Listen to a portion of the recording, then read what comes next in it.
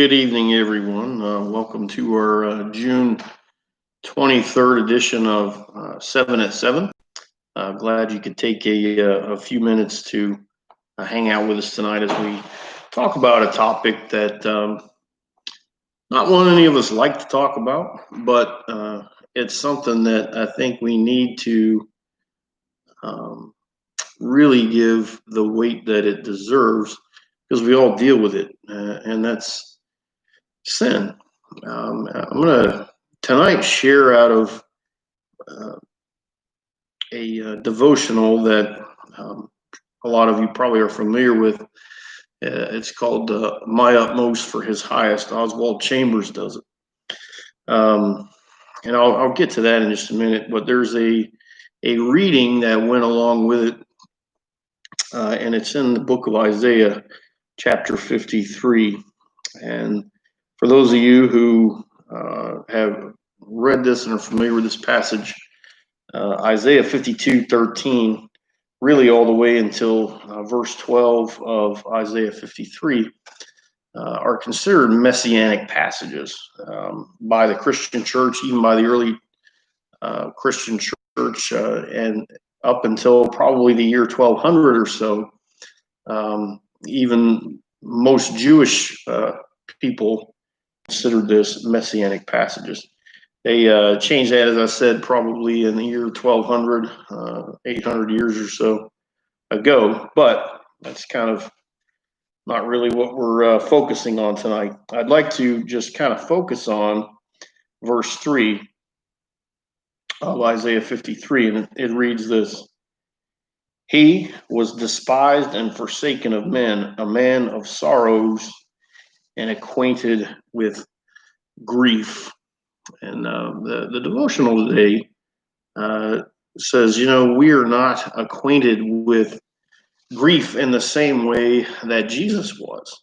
We know what it is. We live through it. We deal with it, but we don't become intimate with it on the level that Jesus did. When we're born, we don't really have to deal with it because a lot of times we're not even aware of our problem. It's only later when we become aware of our sin problem that we really have to deal with it. But we don't look at life through that. We think that a lot of times that we're in control. A lot of us like to be in control. And as I've shared with many people, you ever want a reminder that you're not in control, I give you as an example red traffic lights, because I can assure you, if I was in control, I would never ever have to sit at a red traffic light. But be that as it may, since I'm not in control, I have to deal with that.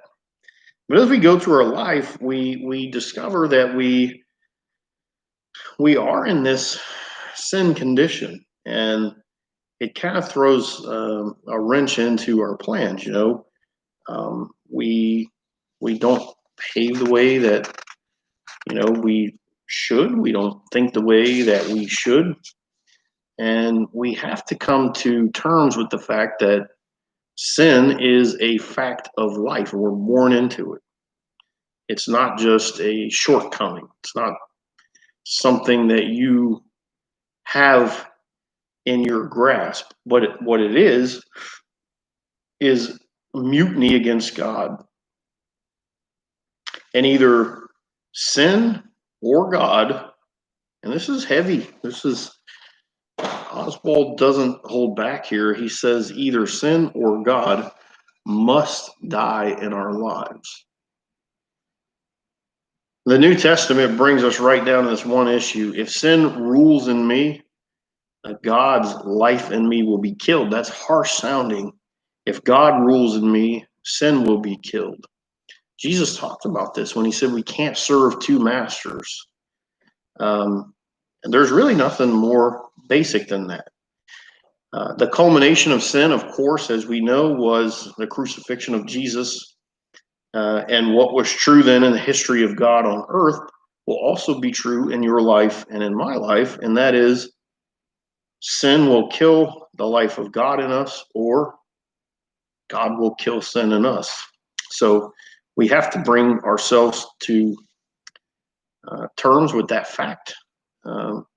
It's the only explanation of why Jesus came to earth. I heard a pastor saying one time that when he would get really harping on something kind of hard, people would say, "Hey, do you really think we're that bad?" And he'd say, "Yeah, you're that bad. You're so bad that God came off of his throne and submitted himself to death on a cross to pay for what you're doing. That's how bad you are." And I'd say that's a good reminder for all of us to not lose sight of, well, this or this, maybe that's just not that big a deal.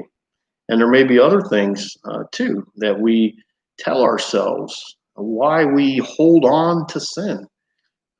Maybe we don't recognize that our struggle is spiritual. Maybe we think it's just something physical.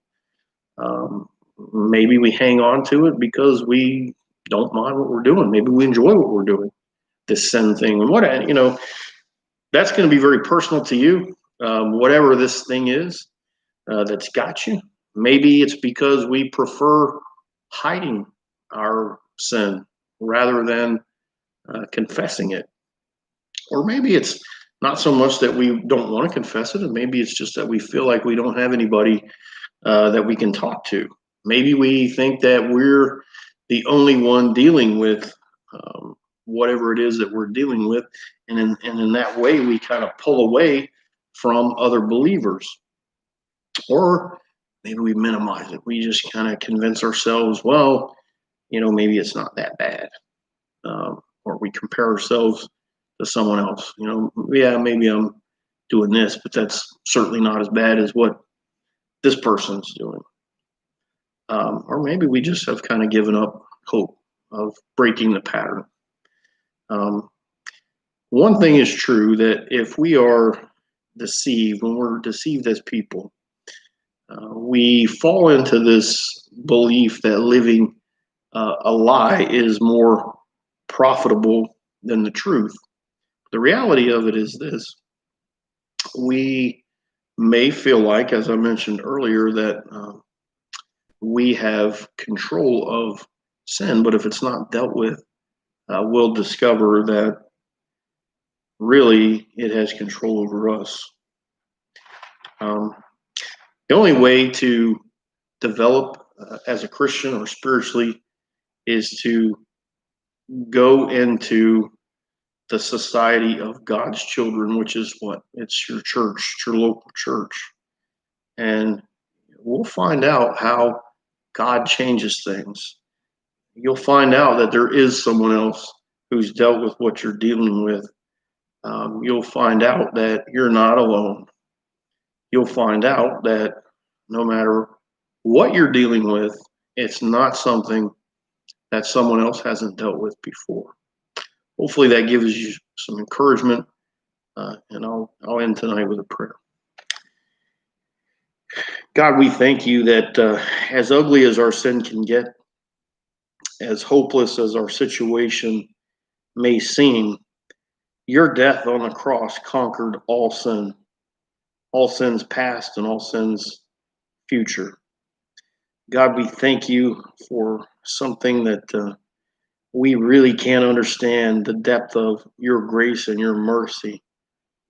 But God, I just pray that those who hear this will understand that their sin is something that they have to deal with, and that they have to deal with it through you. Thank you for your son, Jesus. We thank you for the cross and making a way for us to deal with our own sin. It's in his name we pray. Amen. Hope you have a good night.